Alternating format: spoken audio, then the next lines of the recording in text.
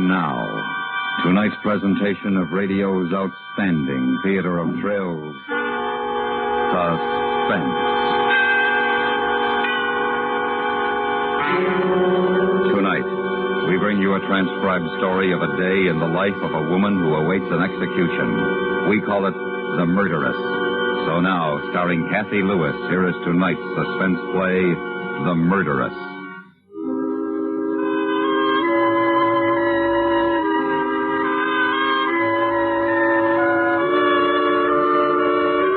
She awoke earlier that morning, earlier than she had thought she would.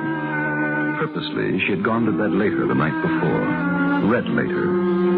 Then, to ensure the blessed passage of unconscious time, taken something to make her sleep, something to keep her from the slow morning hours. The bedside clock showed 8 a.m., but she knew it sometimes ran slow, and so she picked up the phone.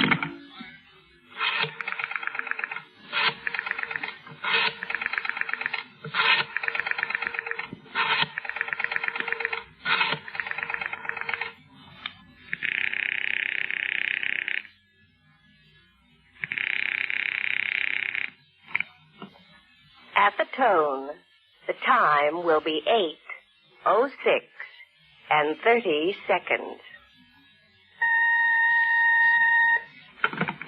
Automatically, she adjusted the clock and noted the ashtray overflowing with half-smoked cigarette stubs. 11 hours and 53 and a half minutes. Cheat the seconds and say 11 hours and 53 minutes exactly. It would be finished then. And she thought, calmly, as she had promised herself she would think today. I know I can't help thinking about it. It's silly to try and push it away.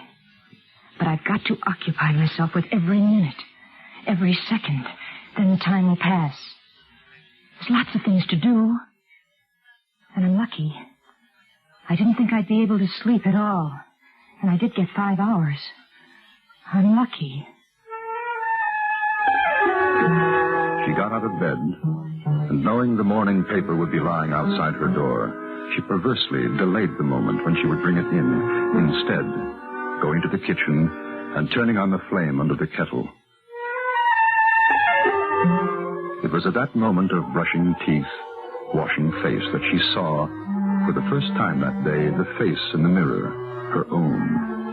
And she was drawn to it, leaning close over the sink, examining, searching, seeing in an instant of bright objectivity another face, a stranger.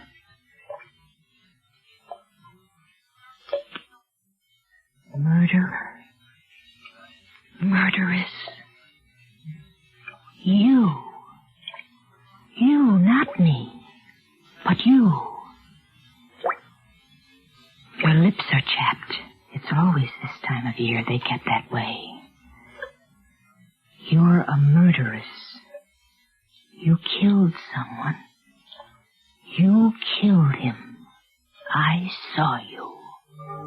And when the face stared back unmoved, she was afraid, and reached up to touch the face, to feel it, and know she was herself, and not the thing in the mirror. It was 8:30 when she sat at the kitchen table to drink her tea and open the morning's newspaper. Bailey execution tonight. March 27th, Margaret Bailey, convicted slayer of her husband John Bailey, is scheduled to die in the electric chair tonight at 8 o'clock. After a lengthy trial and fruitless appeals, the attractive widow is still, according to her attorney, H. Hillman Adams, maintaining her innocence. No official word has been received from the governor's office, but it's felt unlikely that a last-minute reprieve will be forthcoming. Mrs. Bailey, who shot and killed her husband 4 months ago, is reported to have spent last night in prayer.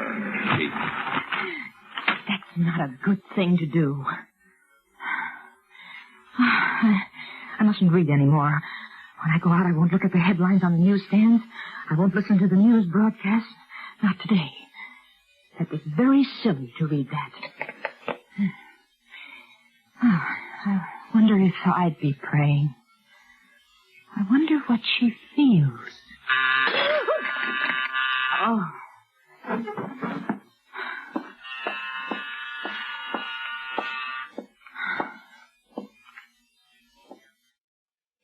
Who is it? Laura, ma'am. Morning, honey. Laura. Laura. Oh, I forgot. You know I forgot you were coming today. Honey, if I had a nickel for every time I forgot. My auntie used to say to me, Laura, if you don't have your head screwed on tight, you'd forget it and leave it somewhere sure as the angel. I've got some coffee on. Oh, that would be fine. I never did get a decent cup of coffee this morning. Oh, everything was late. Bus was late. One of those devil-in-the-air mornings, I guess. Cream and sugar? Oh, no, ma'am. I'm on my diet again. Here. Oh, thank you. It's a truly shame, poor woman. Pretty thing. At our ladies' meeting the other night, we were talking about her. Most of us don't think that she done it. Oh, ain't it awful, Miss Marion? When you think there's a life that's going to be no more in a few hours. Laura. Oh, she spent last night in prayer. Bless her heart. You know, Miss Marion, I guess I'm a silly, softful woman, but I look at that face, and I say, Laura, that Mrs. Bailey, she's no murderer. Just from her face, I say that. I don't think the court agrees with you, Laura. Court? Somebody had to pay, and they picked her. Because if you ask me, with these elections coming up and everything, they had to find her guilty. That's silly. Oh, no, ma'am. I don't think it purely is. From what I read, there's lots of chances for another woman to have done it. The other woman. You sound just like one of those scandal magazines, Laura. Laura. Well, if you ask me right now, someone is sitting laughing to herself right this minute. And she knows what she's done. And the good Lord will take care of her all right. You'll see. You'd better start vacuuming as soon as you've finished your coffee, Laura. I'm going to get dressed. She knew it had been a mistake to sit down with Laura. She had wanted to make small talk, the friendly, non-important things that passed the time, or listening to Laura's pseudo-intellectual philosophies which the cleaning woman so proudly expounded, and yet showing under the surface almost profound wisdom. She might even have talked to Laura about herself, of unhappiness, fear, relieving the pressing weight without disclosing the secret. But now, Laura was alien. Laura suspected something that she knew.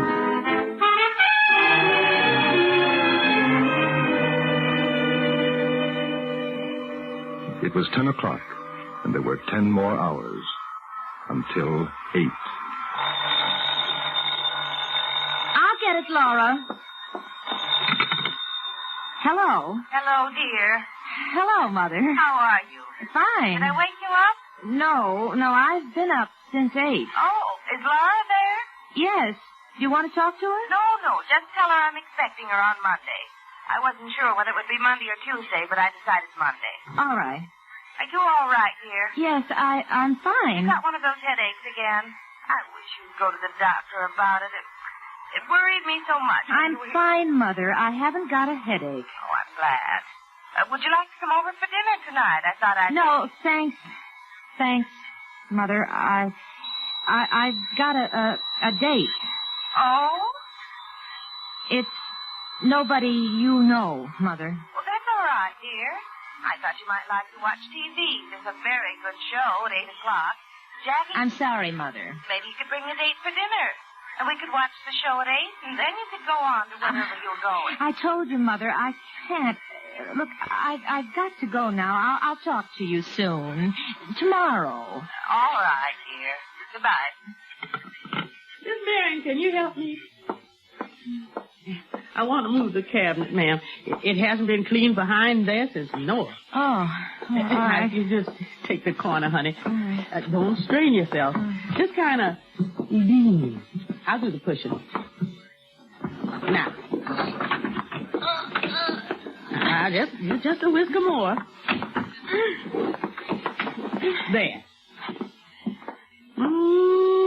My, honey.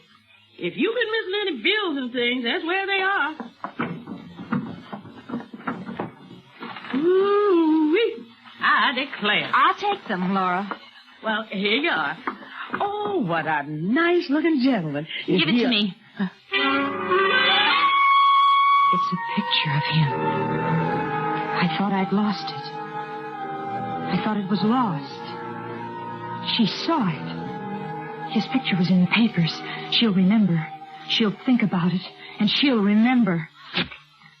It's a picture of a cousin of mine. I never liked him. He was a black sheep, if you know what I mean. It caused a lot of trouble, Laura. I'd almost forgotten all about him. I'm sorry I was rude. It just brought back very unpleasant memories. Oh, why, sure. That's all right. I understand. I had an uncle like that once. Oh, he was the devil. Funny thing, though, that cousin of yours sure reminds me of somebody. Somebody I've seen or know. Now, who could that be?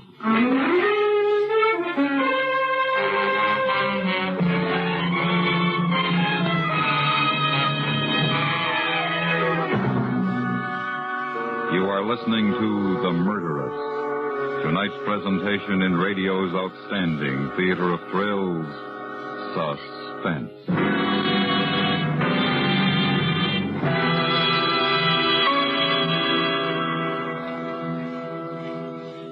Hello, this is Marvin Miller.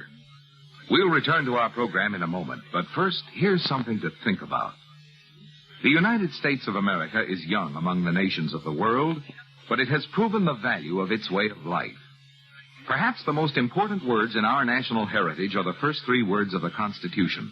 We, the people. The people are in power, not an individual or a party or a group of individuals, but the people as a whole. The communists have corrupted this word people, just as they have made the words peace and freedom and liberty seem meaningless. Ask the citizen in one of the communist people's republics just how much he has to say about how his government is run. With us, the word means exactly what it says. It means everybody, no exceptions. And as citizens, we recognize our two responsibilities. First, to know what our rights are. And second, to defend those rights. And now we bring back to our Hollywood soundstage Miss Cathy Lewis, starring in tonight's production, The Murderess, a tale well calculated to keep you in suspense.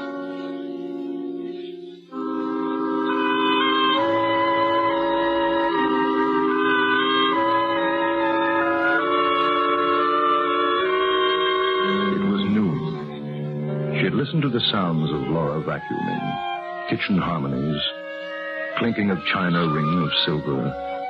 She had bathed and dressed automatically, slowly, always listening, waiting for a pause in Laura's cleaning ritual, a pause that might indicate that she had remembered whose face it was in the photograph. If she does remember, and she comes to me, what will I say? Do. And fastening the pearl necklace, hands momentarily frozen behind her neck. The sounds in the kitchen had stopped.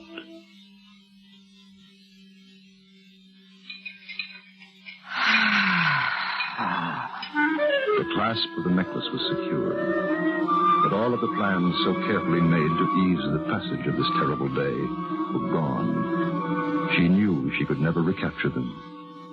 She thought, but after tonight, it will be better. And tomorrow, and next week, and next month. Better. It's only the waiting for tonight. That's all. What about Laura? Photograph. Supposing she did remember him from the newspaper pictures. Supposing she knows and doesn't say anything to me. Waits until I go out, then calls the police. Be careful now, honey. It's slick over there. Laura, I'm going out for a while, get my hair washed. If anyone calls, tell them I'll be home by 2 or 2:30. Yes, ma'am. There's some cold cuts if you want them for lunch. Oh, I'll be fine. Just a cup of soup, that's all. she put on her hat and coat and left the apartment, closing the door with unnecessary force.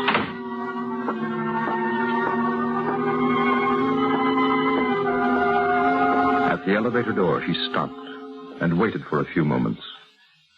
It's silly. She doesn't know anything, suspect anything. Besides, she didn't have a chance to look at the picture for more than a second or two. Who'd believe her?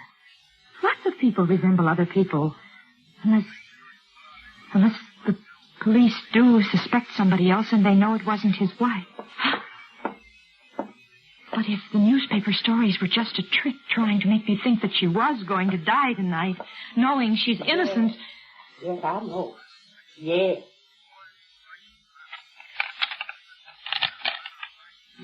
Yes. Yes. Well, I saw with my own eyes. Yes. Well, I'm just telling you what I know. That's right. Laura. Oh, Miss Marion, I didn't hear you. Who are you talking to, Laura? My sister Mary. No, baby, it's Miss Marion. I'll talk to you later. Yes. Goodbye. Oh, you sure did scare the lights out of me, honey. I'm sorry. I forgot something. And with the lie fresh on her lips, she went into the bedroom, sat on the bed, suddenly, feeling pale and cold. It was 12:15 on the bedroom clock.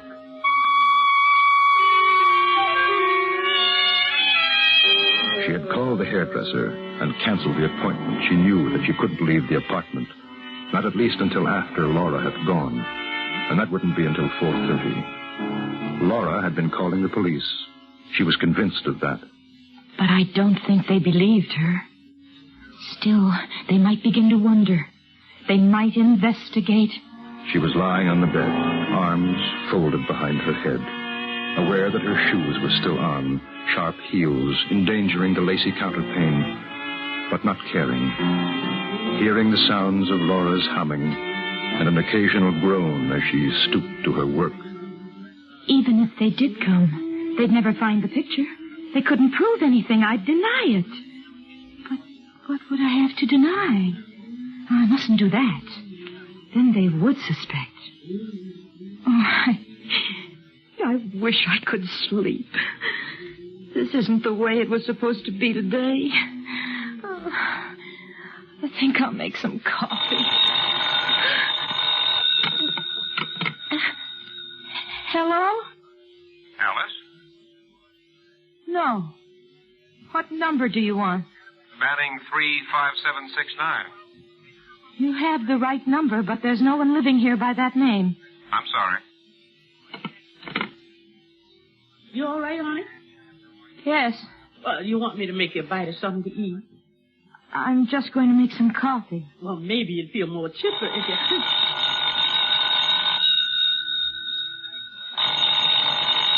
You want me to answer? I will. Hello? Alice? Oh, I'm sorry. I guess it's still the wrong number. Honey, you're real pale. Why'd you take off your shoes and take a lie down? Somebody trying to frighten me. That's the second time he called. Now, you take yourself a nap. That'll fix you. No, I don't want to. Oh, but, honey, you're all wrought up. You got something troubling you, Miss Marion? Want to tell me? Why do you say that? There's nothing wrong with me. Was it seeing that cousin of yours, the one in the picture? Now, you can tell Laura. It was an old gentleman friend, not your cousin, wasn't it? And seeing him upset you, didn't it? I could tell. Oh, well, I'll make you a cup of coffee. Now, you lie down for a spell, and when I come back, you can talk it all out, honey. Make you feel better. You better get back to your work, Laura. I'm going out now. Honey, I'm worried about you. I wish you wouldn't go. She didn't turn around, didn't answer the maid, pausing only for an instant to take up her pocketbook and coat. Then she left the house.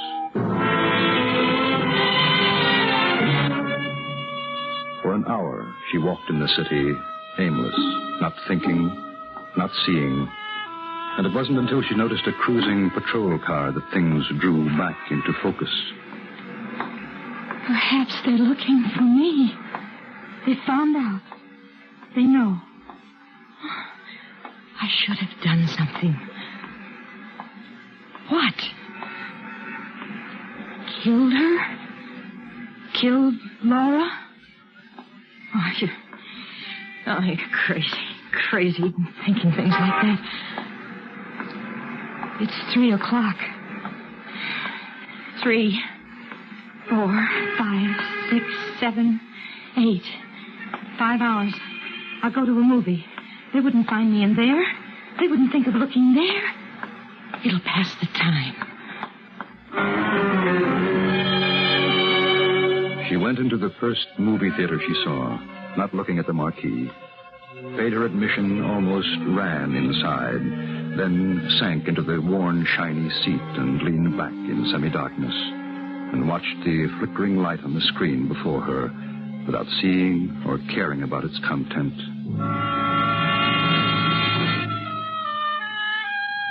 It was 5 o'clock when the second feature began playing. For 10 minutes she watched, now seeing and hearing because the fantasy had momentarily taken her out of herself. Not 7, you jerk. 8. Look, I got 34 apples, right? Right. You take 30 from me, right? Right. But you're a good guy. You hear that, Max? He says I'm a good guy. You give me back 3. Yeah, I get 7 now. You got 8. 4 and 4 is 8. Oh, you ain't got no brains. It's arithmetic. 7. 8. 7. 1, 2, 3, 4, 5, 6, 7, 8. 8.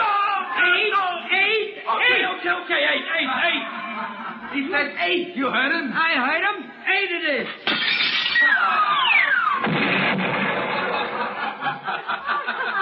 Is he dead? Did you kill him? You think I want to go to the chair? She went out and didn't notice the side glances as she half ran down the street, her sobs catching in her throat, tears streaking her cheeks.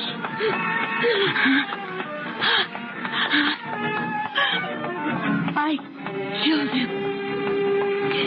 He was bad. He should have been killed. But they wouldn't understand. I wish it was tomorrow. Tomorrow. I wish I was asleep, that I wouldn't wake up. No. Then I'd be dead. She'll be dead at 8 o'clock. She'll be... Oh, excuse me. I'm sorry, officer. You all right, ma'am? Yes, I'm all right. You sick? Why? I don't look sick, do I? I'm fine. You don't want to go wandering out in the street like that. You could get hurt. Yes, I'm sorry. I'm late, excuse me. Sure. The patrolman looked after her, puzzled, caught the eye of a bystander, shrugged, exchanged an understanding grin, and continued his beat.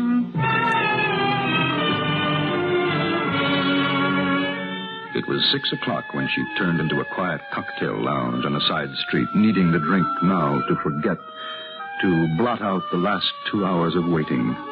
She couldn't go home. She knew they'd be waiting for her there. Not be seen again on the street until it was dark, until after 8 o'clock. And she sat in a shadowed booth, drinking slowly, then faster and faster, hoping for the dulling of sensibilities. I'm not drunk. And I want to be. Well, hello. Alone? Alone? Yes. Can I, buy you a drink? A drink? Oh, it's kind of lonesome sitting here, isn't it? Oh, waitress. She drank with him, and he was faceless, nobody. She didn't even care that he sat close to her in the booth, urging her... How about another drink, honey? Slyly, insinuating. He said things that she didn't hear. It passed the time. What's the time? Oh, it's early. No. What time is it? You got a date? Break it. I think I'm drunk now. It's okay. Who is it? We're having fun, are we? What's the time? Well, it's 7. What do you care? Hey, how would you like to go now? Goodbye. What are you giving me? I killed somebody, and I've got to go. You're not feeling any pain, honey. Come on, let's have one for the road. Goodbye. Outside, it was dusk. She stood swaying for a moment, and the sidewalk tipped under her. She walked slowly, carefully. In an hour, she'll be dead. In an hour. I wonder how long it takes to die. I think I know how she must feel now. Except she won't have to feel anymore. And I'll have to go on like this. Like today. Every day. She stopped on the corner.